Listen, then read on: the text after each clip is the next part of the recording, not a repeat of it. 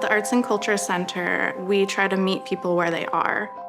The purpose of our program is to break down barriers in the arts for people of all abilities. One of our veterans in our unhoused community asked me to start an arts program, and all I needed was that invitation to get on out there. It was a rainy day, wrestled with the parking meter, which is the thing that happens with me quite a bit, apparently, pouring rain, and I realized there's this plate glass window behind me, and I'm embarrassed because people have obviously seen me wrestling with this thing. And as I'm realizing that window's there, I see this sign, and I walk into the most gorgeous art studio that I could imagine. But here I am dripping wet, and I just say, hey y'all, any chance you want to work with the unhoused?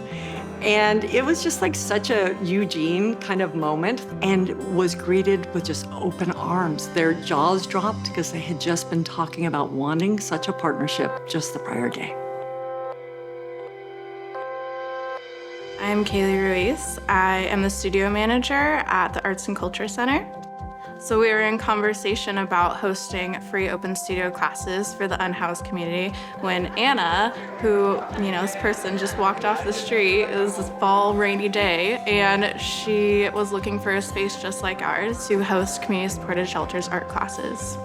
We have a gallery where participants are able to put up their artwork for sale that they create in our studio. We take donations from the community. We take what we need and we donate it back to Mecca. And Mecca provides us with Mecca money to purchase the materials that we need. My name is Blake Burrell. I'm the Director of Community Impact with Community Supported Shelters. We're a sheltering organization that operates in the city of Eugene. This partnership is a really unique opportunity for us to enrich the lives of individuals engaging in our programs, as well as bringing our staff into their lives and their expression of arts.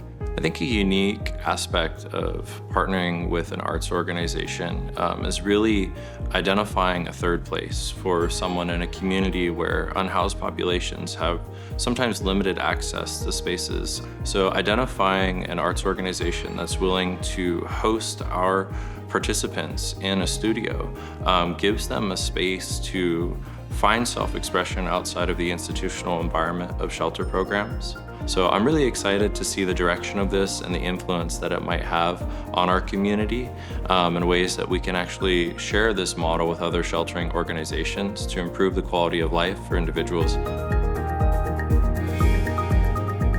Hi, I'm Stephanie Jackson, and I am an instructor for the Arts and Culture Center. I also, in the past year, got a job working for Safe Families of Lane County, and we happened to work with unhoused youth.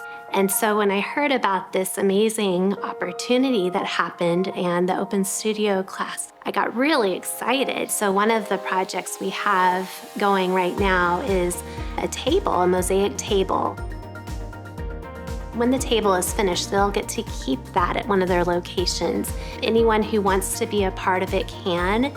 And so the table really essentially will belong to them. It won't belong to one person, it will belong to everybody. And I think one of the most memorable parts of the class was when participants would finish their piece and would bring it over to the window and hold it up to see the light pouring through.